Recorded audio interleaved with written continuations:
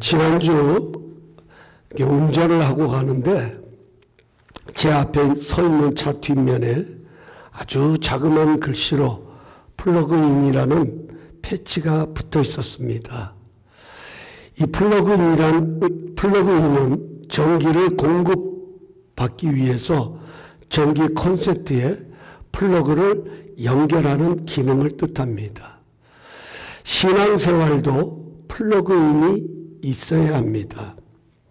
하나님의 능력과 생명에 연결되어야 우리 신앙이 힘을 얻습니다. 그래서 우리 예수님께서는 요한복음 15장 5절에 나는 포도나무요 너희는 가지라고 말씀하시면서 그가 내 안에 내가 그 안에 거하면 사람이 열매를 많이 맺나니 나를 떠나서는 너희가 아무것도 할 수 없음이라고 말씀하셨습니다. 왜 예수님께서는 나를 떠나서는 너희가 아무것도 할 수 없다고 말씀하시는 것일까요? 가지가 못나서가 아닙니다. 가지가 부족해서도 아닙니다. 생명을 공급받지 못하기에 아무것도 할 수 없는 것입니다. 가지는 잘났던 못났던 생명과 능력에 플러그인 해야 합니다. 생명과 능력에 연결될 때 열매를 맺게 되는 것입니다. 저는 지난 주간 부활의 생명과 능력에 대해 묵상하며 보냈습니다. 지난주에 부활절 예배를 드리면서 부활의 믿음으로 부활의 삶을 살자는 그런 제목으로 말씀을 나누었습니다. 우리는 예수님의 부활을 믿습니다. 만약 예수님의 부활을 믿지 못한다면 그 신앙은 가장 소중한 복음을 놓치고 있는 것입니다. 예수님께서 이 세상에 오신 목적은 살리러 오셨습니다. 죄와 멸망으로 얼룩진 영혼들을 살리시려고 이 세상에 오셨습니다. 그 목적을 이루시려고 십자가에 죽으시고 사흘 만에 부활하시어 어둠과 사망의 권세를 깨뜨리고 승리하셨습니다. 기독교 복음은 예수님이 살아나셨기에 나도 살아날 것을 믿습니다. 이것이 부활 복음의 핵심입니다. 예수님은 지금도 살아계셔서 그 부활의 능력과 생명으로 잠든 영혼들을 다시 일으키시고 살려내십니다. 지금 우리가 경험해야 할 은혜가 있다면 바로 이 부활의 생명과 능력입니다. 목사인 제 자신이 경험해야 할 은혜가 있다면 다시 살리시는 하나님의 생명과 능력입니다. 지금 우리 교회가 경험하고 확신해야 할 은혜가 있다면 절망 가운데서도 다시 살리시는 하나님의 생명과 능력입니다. 우리 가정, 우리의 삶에 반드시 세워져야 할 신앙의 기념비가 있다면 다시 살리시는 부활의 생명과 능력입니다. 지금 우리가 겪고 있는 어려움이 유익이 되고 축복이 되려면 반드시 부활의 생명과 능력을 힘입어야 합니다. 우리는 세상이 바뀌고 상황이 좋아져서 살기 좋아지기 때문에 복음이 아닙니다. 세상은 여전히 절망이지만 가면 갈수록 더 어둡고 불안하고 절망 속에 있지만 부활의 생명으로 그런 절망 속에서도 부활의 생명으로 다시 살아나기에 복음이다 하는 것입니다. 우리는 이 부활의 복음을 전하기 위해서 이 세상에 존재하는 것입니다. 이 부활의 복음을 전하기 위해서 어두운 가운데서도 주님을 의지하고 그 부활의 생명에 연결되기 위해서 애쓰고 힘쓰는 것입니다. 그럼 어떻게 이런 것이 가능할까요? 어떻게 하면 우리의 연약해진 믿음의 삶이 다시 소생함을 얻을 수 있을까요? 저는 이런 것들을 묵상하다 지난 주간 참 좋은 책을 한 권 읽게 되었습니다. 지금은 고인이 되셨지만 하용조 목사님이 쓰신 예수님의 세븐 터치라고 하는 책입니다. 이 책은 우리가 어떻게 부활의 생명에 플러그인 할 수 있는지를 너무나도 잘 설명하고 있습니다. 그래서 앞으로 몇 주간 어떻게 우리가 부활의 생명에 접촉할 수 있는지 함께 나누려고 합니다. 바라옵기는 이런 시간들을 통해 우리의 믿음도, 우리의 상황도, 우리의 모습도 다시금 소생함을 얻는 복된 시간들이 될 수 있기를 간절히 축원합니다. 오늘은 성령은 능력의 원천입니다. 성령은 능력의 원천입니다. 이런 제목으로 말씀을 나눕니다. 본문은 예수님께서 세례 요한에게 세례를 받으시고 물에서 올라오실 때 일어난 사건을 담고 있습니다. 예수님은 이 세례를 받으심으로 공생애를 시작하시게 됩니다. 이 공생애라고 하는 말은 예수님께서 하나님의 나라를 위하여 예수님 자신을 공개적으로 세상에 드러내시는 그 삶을 공생애다, 이렇게 표현하는 것입니다. 우리가 성경을 보면 우리 예수님께서 탄생하실 때와 어린 시절에 부모님의 손길에 이끌려서 예루살렘에 올라갔다가 부모님을 잃어버리는 사건 외에는 예수님에 대한 이야기가 기록되어 있지 않습니다. 이 공생애 사건 이후부터 예수님의 행적들이 기록되어 있다는 것입니다. 예수님은 하나님의 독생자로 이 세상에 오셨지만 30세가 되기 이전까지는 그저 평범한 인생을 사셨다 하는 것입니다.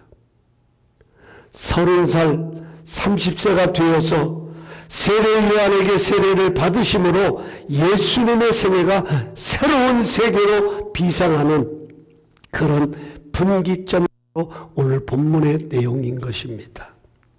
중요한 것은 어떻게 비상하느냐 하는 것입니다. 어떻게 우리 예수님께서 공생애를 시작하셨느냐 하는 것입니다. 우리도 같습니다. 우리도 동일합니다. 평소에는 그냥 아무런 변화도 없이 평범하게 신앙생활을 합니다. 그러던 어느 날, 어느 순간, 어느 상황을 통해서 그 신앙생활이 마치 달리던 자동차의 날개가 돋아서 비상하듯이 새로운 세계를 경험할 때가 있습니다.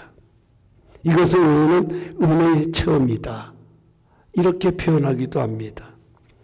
신앙생활에 놀라운 변화가 일어나면서 더 깊은 은혜로 들어갈 때가 있다 하는 것입니다. 이것이 우리가 부활 생명에 접속하기라고 하는 시리즈를 나누게 된 배경입니다. 부활의 생명과 능력이 임하는 곳에 변화가 일어나고 다시 비상하는 역사가 일어난다 하는 것입니다.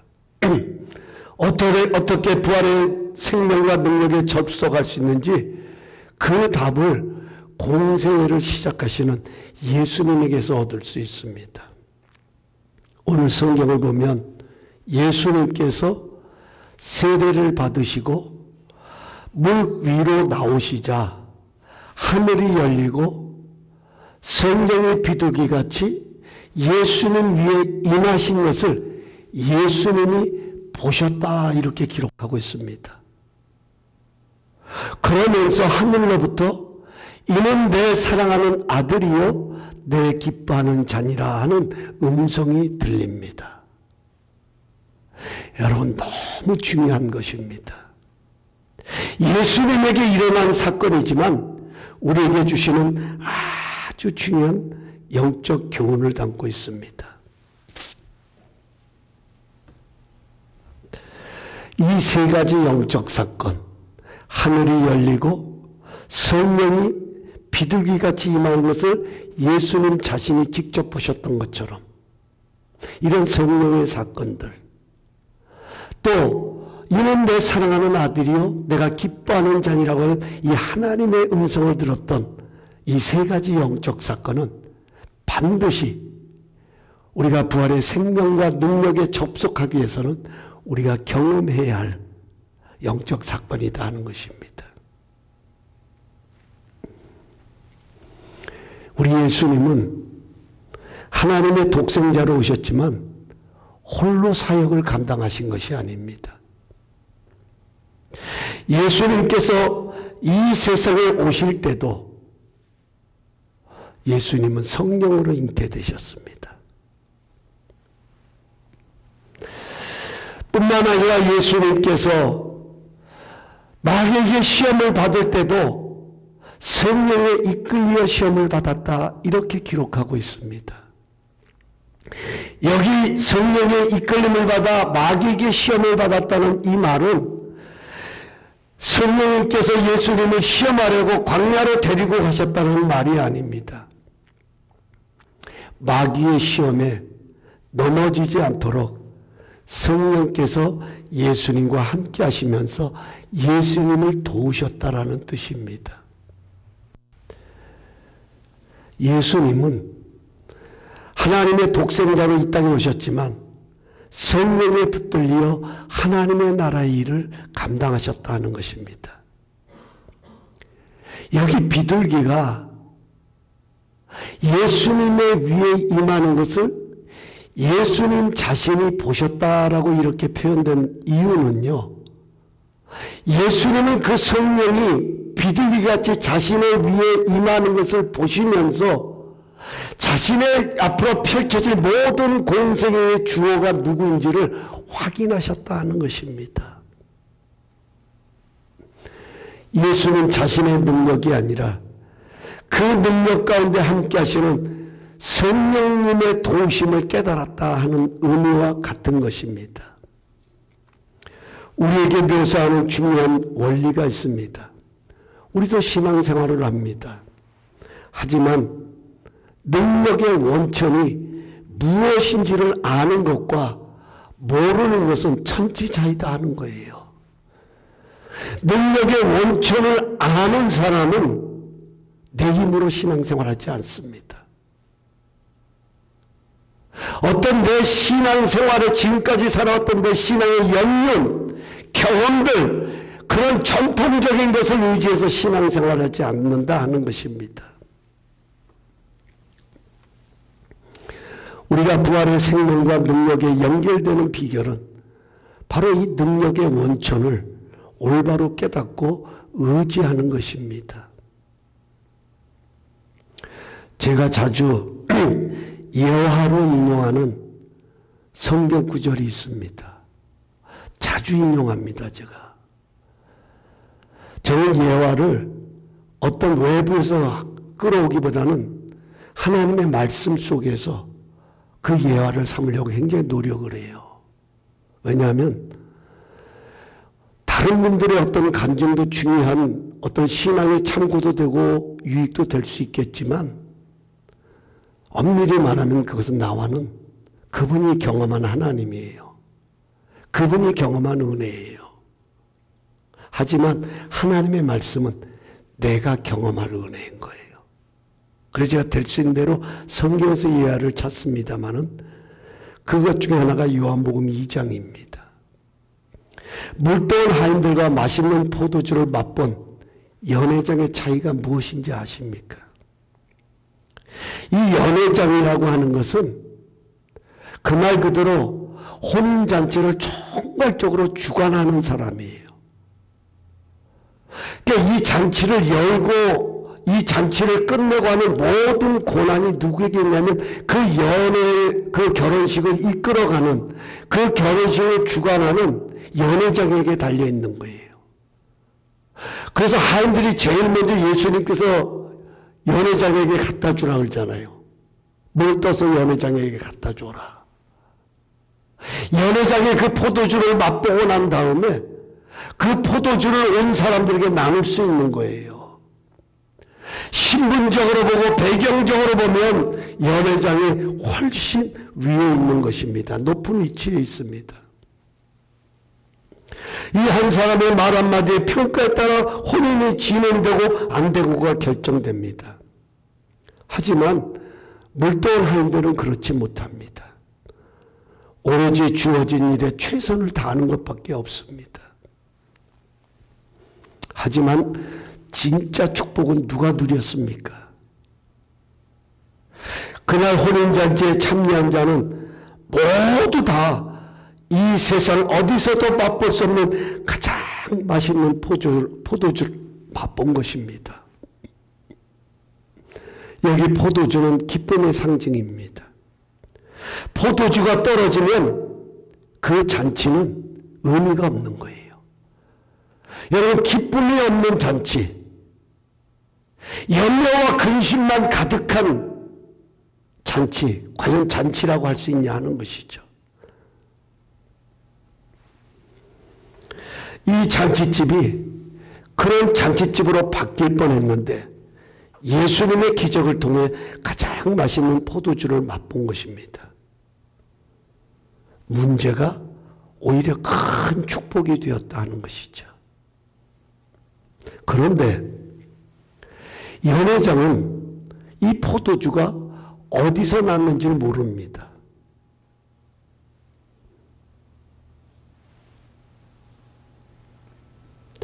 도대체 이렇게 맛있는 포도주, 이게 어디서 났는지 모르는 거예요. 그래서 연회장은 뭐라고 표현을 하냐면 보통 자신의 경험을 이야기합니다. 혼인집에 가서 보면 처음에는 좋은 것을 내놓았다가 나중에는 낮은 것을 내놓는데, 처음에는 좋은 품질을 내놓았다가 어느 정도 사람들의 취기가 오르면 좀 안 좋은 것으로 나누는 것이 보통 연회의 특징인데, 그때는 지금까지 가장 좋은 포도주를 남겨두었다. 이 말을 바꿔서 말하면, 요즘 말로 말한다고 하면, 야, 그때는 지금까지 이 포도주를 아주 오랫동안 잘 묵혀두었다 하는 이야기예요.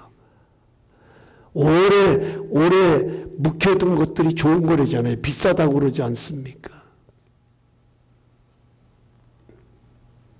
하지만 예수님의 말씀에 순종했던 물도원 하인들은 알았습니다.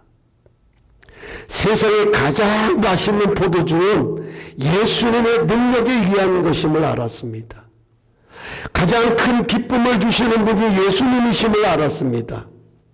이들은 능력의 원천을 알았던 것입니다. 사랑하는 성도 여러분, 성령은 능력의 원천입니다. 하늘 문을 여시는 분도 성령님이십니다. 기적의 문을 여시는 분도 성령님이십니다. 예수님을 무대에서 다시 일으키신 것도 성령의 능력입니다. 그러므로 날마다 순간마다 성령의 능력에 연결되는 것이 중요합니다. 그렇다면 어떻게 성령의 능력에 연결될 수 있을까요? 우리가 어떻게 하면 우리를 다시 살리시는 성령의 능력을 힘입을 수 있을까요? 그것은 바로 겸손입니다. 겸손입니다.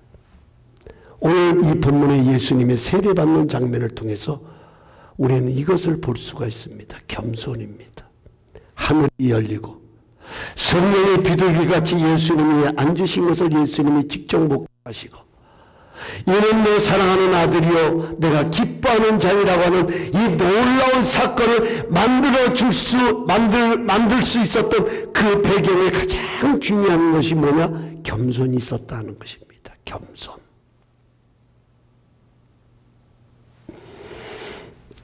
예수님께서 요단강에서 세례를 베풀고 있었던 세례 요한을 찾아가신 이유는 딱 하나, 세례를 받기 위해서입니다.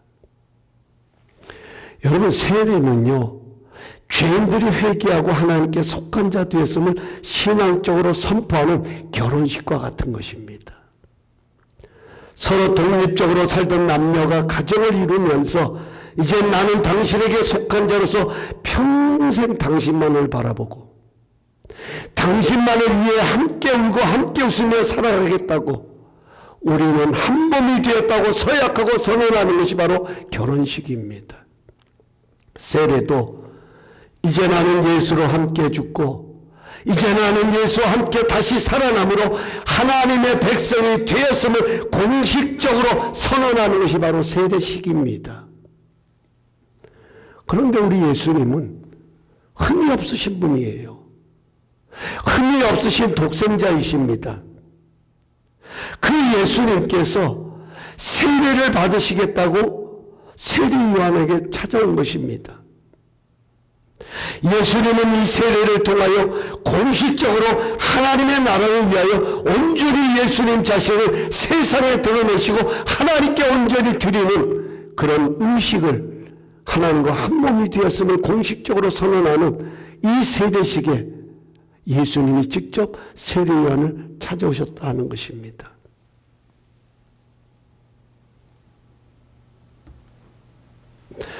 그런데 이런 중요한 세례식을, 예수님의 생에 있어서 가장 어쩌면 중요한 공생애를 시작하시는 이 세례를 누구에게 세례를 받으시냐 하는 거예요. 자신의 신들매도 감당하지 못하겠다고 했던 세례 요한. 여기 신들매라고 하는 그 예수님의 신발의 끈도 풀고 닫을 수 있는 그런 것조차도 감당하기 어려운 그런 세례 요한. 그 세례 요한에게 받게 됩니다. 뿐만 아니라 세례 요한도 자신에게 세례를 받으러 오시는 예수님을 보자 만류합니다. 아니, 제가 당신에게 세례를 받아야 하는데 어떻게 당신이 제게 세례를 받으러 오십니까? 그럴 수 없습니다. 그러자 우리 주님께서 아주 중요한 말씀을 15절에 이렇게 말씀하십니다. 15절입니다. 제가 봉독합니다. 예수께서 대답하여 이르시되 이제 허락하라. 우리가 이와 같이 하여 모든 의를 이루는 것이 합당함이라 하시니 이에 요한이 허락하는지라. 여기 중요한 단어가 허락이라는 단어예요. 여기서 우리는 두 가지 중요한 사실을 발견하게 됩니다. 하나는 예수님의 겸손입니다. 하나님의 나라의 일을 하는데 높고 낮음이 중요하지 않다는 것입니다. 같이 하여 의를 이루는 것이 옳다는 것입니다. 자신의 자존심보다, 자신의 명예보다 하나님의 뜻이 더 소중하기에 자신을 내려놓는 것, 이것이 겸손입니다. 우리는 겸손하면 나를 낮추는 것, 물론 이렇게 생각을 합니다. 그러나 우리 예수님의 겸손은 예수님 가지고 계신 능력보다도 하나님의 뜻을 우선하신 거예요. 그래서 그 뜻 앞에 자신을 내려놓는 것입니다. 겸손할 때에 하늘이 열리고 하나님의 성령이 임하시는 놀라운 하나님의 기적들을 경험하게 된다는 것입니다. 또 하나 중요한 것은 세례 요한의 겸손입니다. 세례 요한도 예수님의 말씀을 듣고 허락하였더라 이렇게 표현합니다. 예수님께서 세례를 받기 위해 찾아오실 때 가장 충격을 받은 사람은 세례 요한입니다.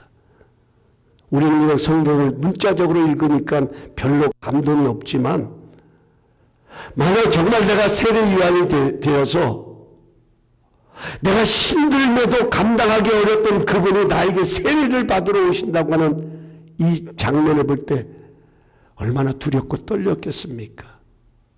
흠이 없으시고 거룩하시고 하나님의 독생자이신 그분,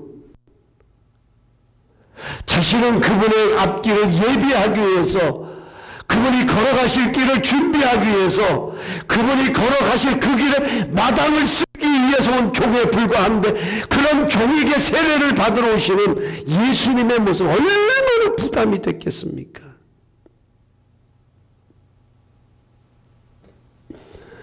너무 당황한 나머지 세례요한은 할 수 없다고. 어떻게 제가 그런 일을 할 수 있습니까? 나 같은 자가 할 수 없다고 말합니다. 당신같이 존귀한 분에게 내가 어떻게 이런 일을 할 수 있냐고 사용합니다. 하지만 예수님께서 이제 허락해라. 내게 행해라. 우리가 이가와 같이 하여 모든 일을 이루는 것이 합당하다고 말씀하시자. 잘 들으세요. 세례 요한은 자신의 고정관념을 내려놓고 겸손히 순종합니다. 제가 고정관념이라고 하는 이 단어를 표현한 이유가 있습니다.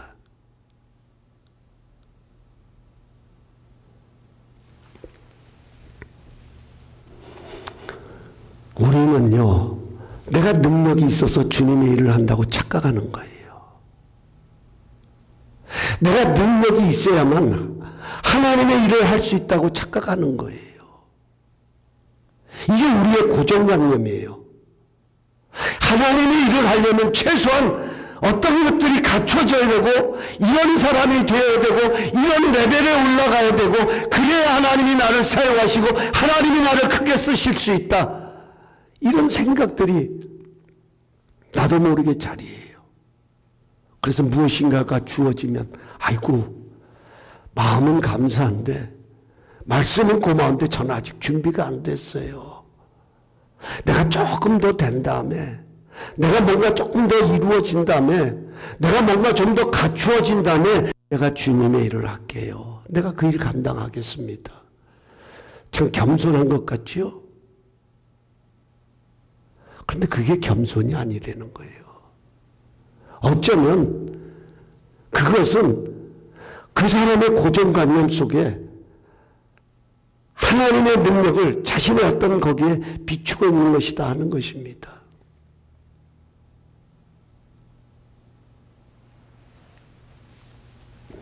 능력이 되고 자격이 있어야 하나님의 일을 한다고 하는 고정관념을 깨뜨려야 됩니다. 때로는 이런 고정관념이요, 생명의 역사를 제한할 수도 있다 하는 것입니다. 자격이 안 되지만 성령께서 사용하심으로 하나님의 일을 이루는 것이 부활의 생명과 능력을 경험하는 비결이다 하는 것입니다. 앞에서 요한복음 2장을 제가 여러분에게 설명드렸던 것처럼 주님이 하라고 하시면 그냥 그 말대로 순종하는 거예요. 이게 겸손이에요. 내 생각이 없어요. 내 능력 없어요. 그냥 그분이 하라고 하면 순종하는 것, 이게 겸손이에요.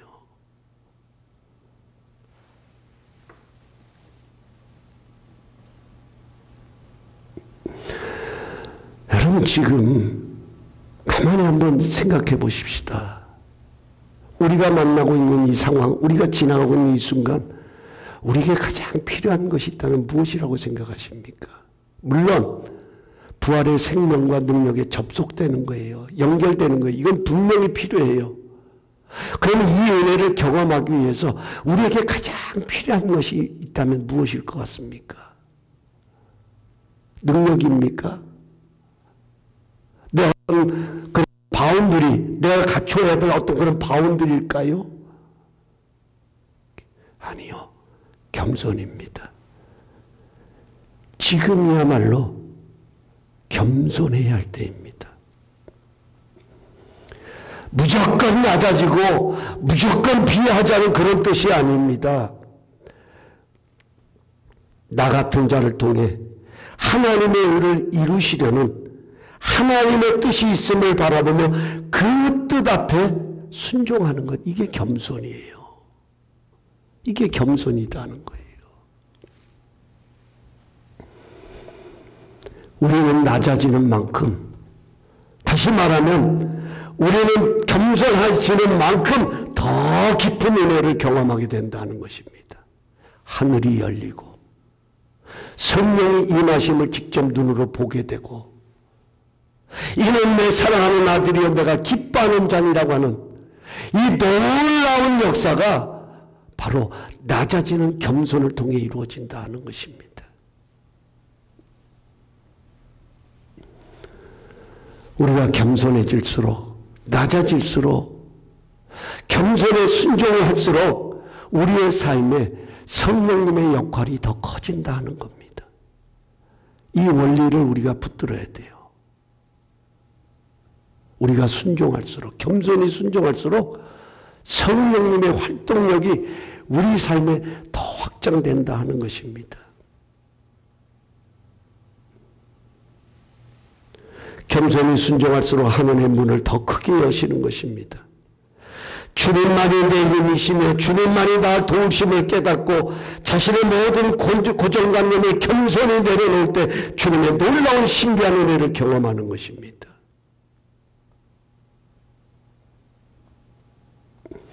그래서 예레미야 33장 3절 보면 시대들에 갇혀 있는 예레미야에게 하나님이 이렇게 말씀하시죠. 너는 내게 부르짖어라.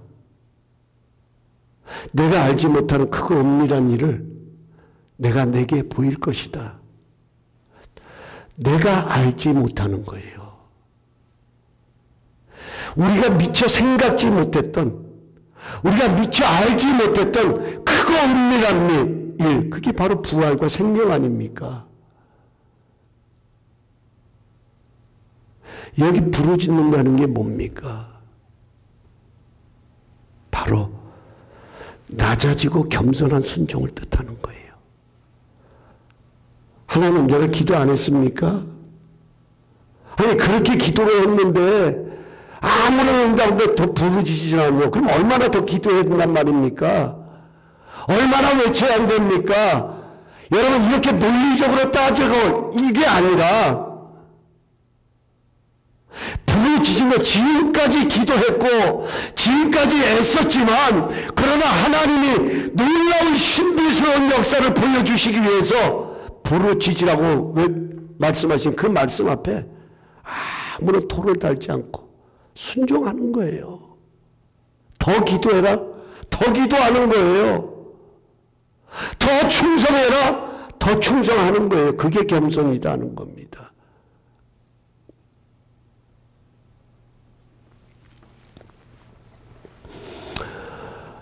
제가 말씀을 준비하면서 제 마음에 그런 마음이 들었어요. 왜 이런 상황을 지나게 하시는지 이해가 안 됐습니다. 이해가 안 됐습니다.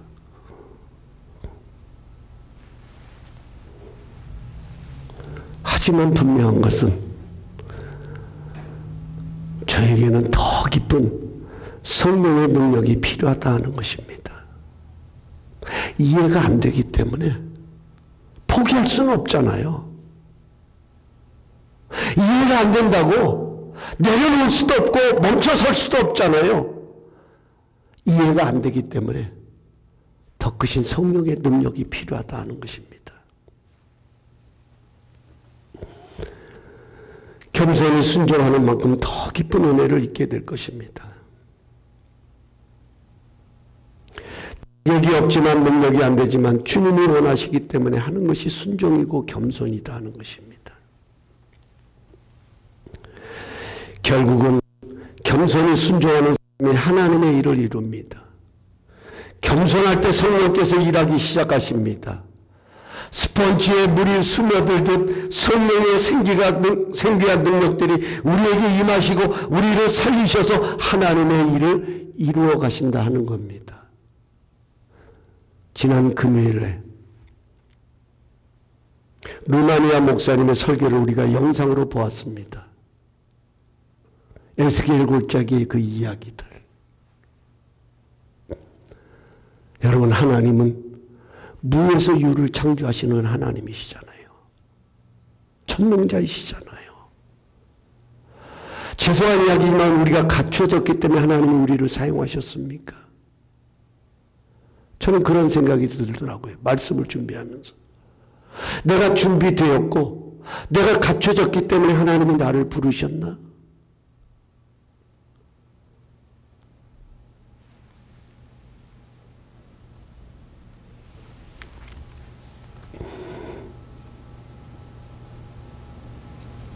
그 목사님도 처음에는 아무것도 없는 곳에서 하나님은 뭘 하시냐면 꿈을 꾸게 하시잖아요.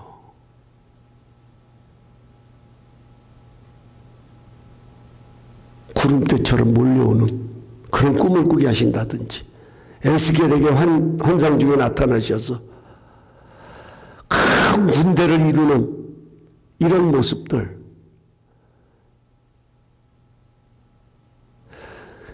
저는 그 말씀을 들으면서 그런 생각이 들었어요. 야, 하나님이 에스겔이 얼마나 실망을 했으면 참 이런 환상을 보여주셨을까 하는 생각이 들더라고요.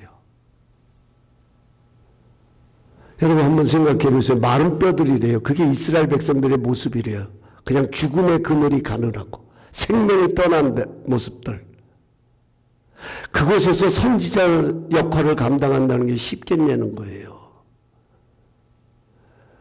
얼마나 어렵고 고통스럽고 절망스럽고 낙심이 되겠으면 하나님의 에스겔에 나타나셔서 환상 가운데 그를 끌고 가셔서 마른 뼈가 가득한 골짜기에 보여주시면서 이렇게 물으시는 왜 이 뼈들이 능히 살겠느냐.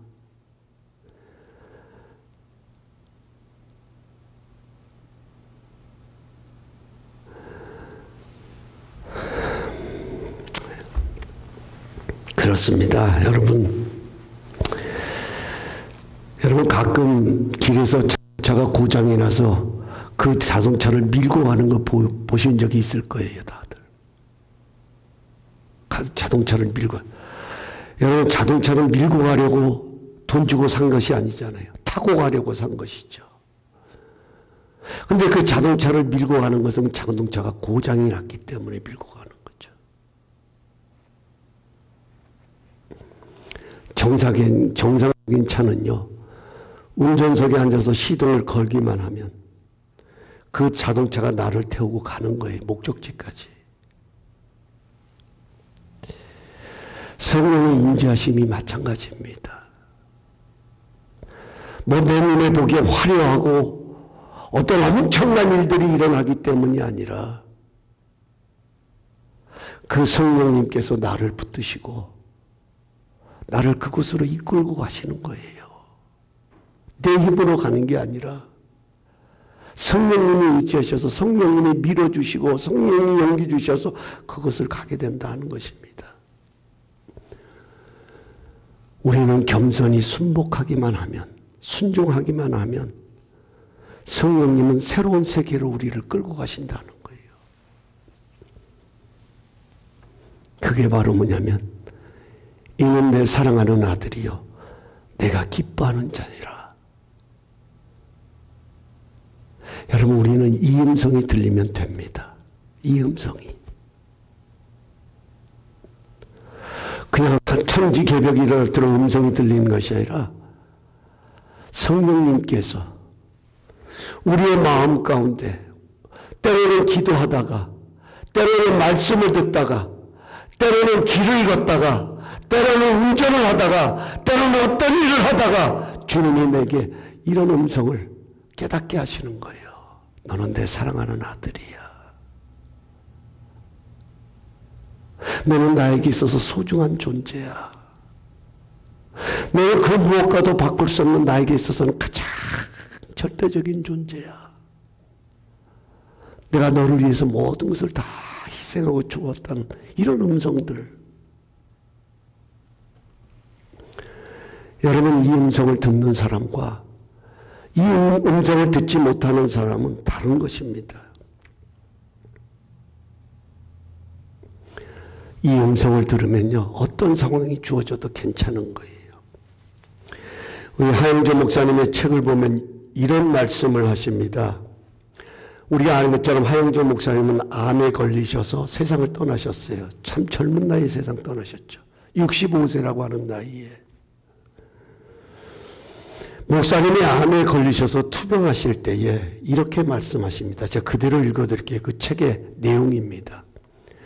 이는 내 사랑하는 아들이요 내 기뻐하는 자라는 음성만 들을 수 있다면 암에 걸려도 괜찮습니다. 저도 암에 걸려보니 별것 아닙니다. 내가 왜 암에 걸렸나 생각해보니 암 걸린 사람을 위로하라고 저에게 그런 병을 허락하신 것 같습니다. 저에게 암 걸린 일은 축복입니다. 여러분, 이게 제정신입니까? 이런 담대함이 어디에서 비롯되는 것입니까? 암에 걸려도 이런 평안함과 여유가 어디서 비롯되냐는 거예요. 그것은 이는 내 사랑하는 아들이요 내가 기뻐하는 자다. 이 음성이 자리하는 것입니다. 실패를 해도, 고난의 길을 걸어도, 사망의 음침한 골짜기를 지나도 이는 내 사랑하는 아들이요 내 기뻐하는 자라는 음성이 들리면 우리는 살아나는 겁니다. 겸손히 성령의 능력에 사로잡히면 이 음성이 들리기를 시작하는 것입니다. 지난 주간 저에게 참 귀한 은혜와 용기를 주었던 찬양이 있습니다. 오늘 이제 잠시 우리가 함께 부르게 될 찬양인데, 나는 믿네라는 찬양입니다. 준비해 주세요. 나는 믿네.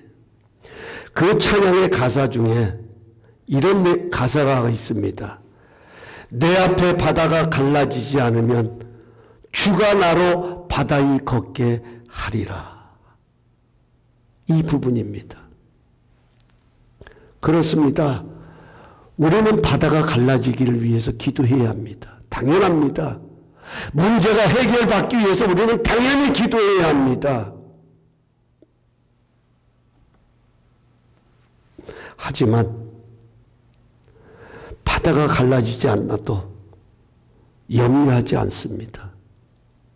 부활의 생명과 능력을 의지하는 자는 문제가 해결되지 않아도 염려하지 않습니다. 왜냐하면 바다가 갈라지지 않으면 성령께서 그 바다 위를 걸을 수 있는 힘을 주시기 때문이다 하는 것입니다. 우리는 바다가 갈라져야만 기적이라고 생각합니다. 하지만 바다 위를 걷는 것이 더 큰 기적이 아니겠습니까? 지금 왜 이런 어려움이 찾아오는지 잘 모르겠습니다. 하지만 이런 상황 가운데서도 이 상황을 걷게 하시는 하나님의 선하신 뜻이 있기에 겸손해야 합니다. 겸손할 때 성령께서 일하기를 시작하십니다.